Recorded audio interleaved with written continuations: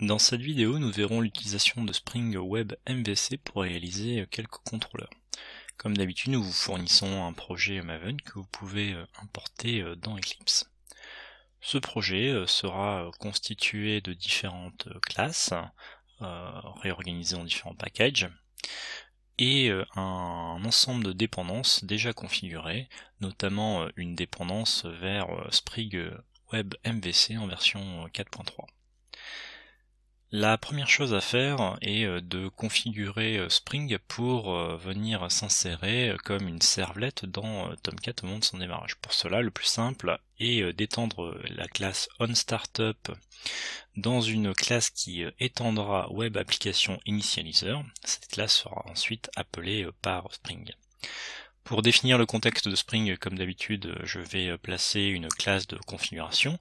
Je vais donc configurer cette classe pour lui indiquer qu'elle va chercher après les composants Spring dans un package particulier, donc dans mon cas dans un des packages de mon application. Donc je choisis de colocaliser l'ensemble des composants à cet endroit ou dans un des sous-packages de ce package.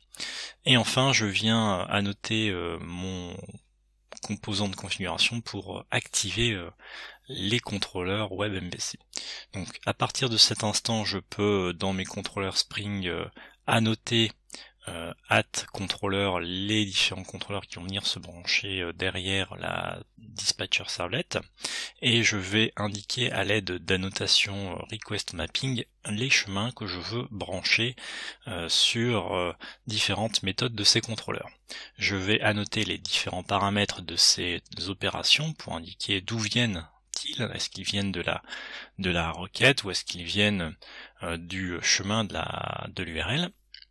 Et enfin, après avoir fait ça, je vais pouvoir configurer mon serveur Tomcat pour aller chercher le projet à lancer directement dans le répertoire de travail d'Eclipse plutôt que de devoir construire un WAR ou un répertoire de travail à chaque recompilation. Pour cela, il suffit d'ajouter la balise contexte en indiquant que le répertoire de travail, le répertoire de base, le doc-base, sera le répertoire de compilation que fera Eclipse à ma place lorsque j'utiliserai la commande mvn compile war2.exploded.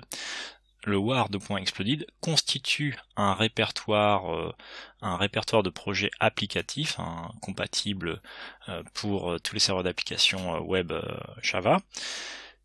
Et donc me permet de déployer ce contenu directement depuis ce répertoire. Voilà, cela m'évitera des manipulations à déplacer un répertoire ou à construire un WAR une fois que j'aurai compilé mon projet.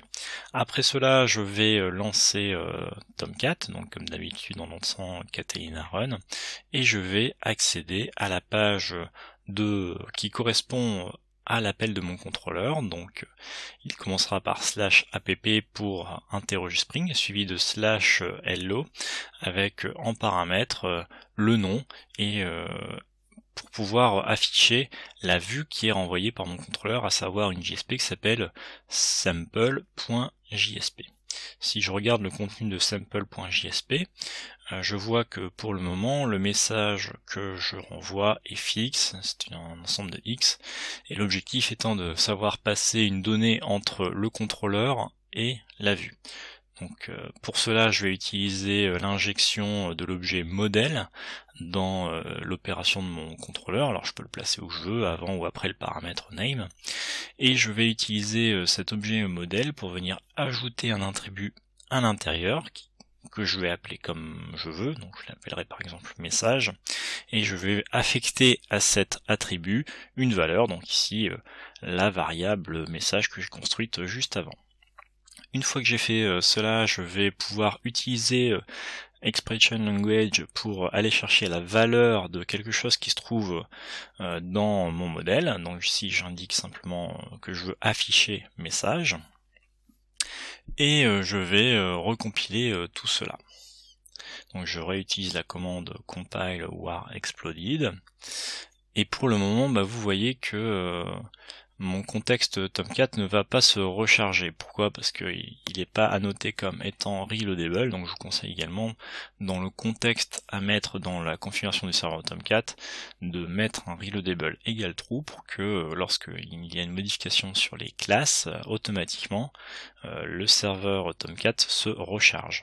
Donc je relance Tomcat, je réappelle ma page, et cette fois-ci j'ai bien le message qui apparaît. Voilà pour l'utilisation basique des contrôleurs. Alors regardons un petit peu d'autres types de contrôleurs. On va regarder comment effectuer des opérations de web service un peu en mode REST, c'est-à-dire qui renvoient des données directement brutes plutôt qu'une vue. Donc pour cela, j'ai la notation REST controller dans Spring qui permet d'indiquer que toutes les opérations finalement n'utiliseront pas une vue mais renverront directement un objet ou une chaîne de caractères qui devra être renvoyé par le serveur. Donc j'ai ici par exemple l'opération add qui me permet d'additionner deux paramètres A et B et d'envoyer le résultat directement. Idem si je viens configurer B avec notre valeur. Par contre, si je mets une valeur incompatible, cette fois-ci j'ai une exception car le type entier peut pas utiliser la valeur moins 2,5. Donc Spring fait quand même un ensemble de contrôles sur les paramètres avant de pouvoir les renvoyer. Si j'essaye d'afficher le contenu de mon web service qui renvoie un objet de temps, pareil, j'ai une erreur parce que Spring ne sait pas quoi faire de cet objet qui est retourné par la méthode. Un objet TimeObject qui contient différents champs, et bien cet objet, Spring ne sait pas le sérialiser, on va dire, pour le renvoyer au client. Pour cela, on peut utiliser une librairie qui s'appelle Jackson, qui va traduire en JSON l'ensemble des résultats d'une réponse en JSON. Donc j'utilise la dépendance Jackson DataBind que je viens ajouter en runtime. Je vais encore une fois recompiler pour reconstituer mon projet d'application web. Cette fois-ci, Tomcat devrait détecter que j'ai modifié les classes, voilà, et il va se relancer. Une fois que j'ai fait cela, eh bien tous les objets Java qui seront retournés par une opération de REST controller seront sérialisés en JSON. Donc si j'appelle la page cette fois-ci, alors Internet Explorer ne sait pas l'afficher, mais je peux ouvrir le contenu de la réponse qui m'est envoyée avec un bloc-notes. Voilà, et j'ai bien un message JSON qui correspond au contenu de l'objet que j'ai envoyé, ce qui peut être utile dans le cadre de messages, par exemple, interprétés avec jQuery ou en Ajax en web. Revenons un peu sur notre vue. Nous avons vu tout à l'heure que nous renvoyons une vue, et cette vue elle est en fait accessible directement dans le serveur web. Je peux accéder directement à sample.jsp car il se trouve dans le contenu de mon application web. C'est pas forcément désirable de pouvoir accéder à différentes vues, imaginons une vue d'administration. Il est préférable de venir mettre ces vues dans un répertoire qui ne soit pas accessible par l'utilisateur. Par exemple, dans le répertoire WebInf, créer un répertoire Views et mettre les vues à cet endroit. Le répertoire WebInf n'étant pas évidemment exposé par Tomcat pour des raisons de sécurité. Donc je viens positionner la vue ici et ensuite je vais configurer Spring pour lui indiquer d'aller chercher les vues à cet endroit. La manière la plus propre de le faire étant de venir configurer un ViewResolver dans le contexte de Spring que je vais par exemple pouvoir déclarer dans mon objet appConfig. Donc je vais créer un internal view resource view resolver. Sur ce view resolver, je vais lui indiquer que le nom de la vue qui m'est renvoyé par le contrôleur, eh bien, je dois lui ajouter un préfixe /webinf/views pour constituer le fichier réellement à les charger. Et tant qu'à faire, je vais lui indiquer que toutes mes vues seront en JSP, donc j'ajouterai un suffixe .jsp à toutes ces vues. Voilà, j'expose le ViewResolver que je viens de construire à l'aide de la notation bin et je rends ça public. Voilà, mon objet étant un objet de configuration, il va utiliser ce bin pour le mettre à disposition du contexte et Spring l'utilisera.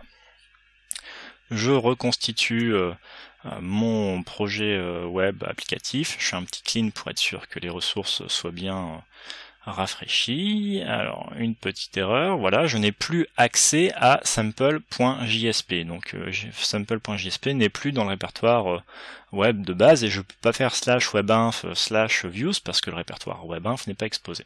Donc maintenant, si je continue à utiliser mon contrôleur, j'ai juste à changer la chaîne de caractères qui est renvoyée par mon contrôleur pour envoyer juste sample, et donc ce qui va être allé chercher par Spring, c'est /webinf /views /sample.jsp. Donc si j'essaye de réaccéder cette fois-ci à la page qui est appelée sur mon contrôleur, voilà, ça continue de fonctionner, j'ai bien l'appel de ma vue qui est fait avec le transfert de message. Voilà pour l'utilisation basique de Spring Web MVC et quelques réalisations de contrôleurs.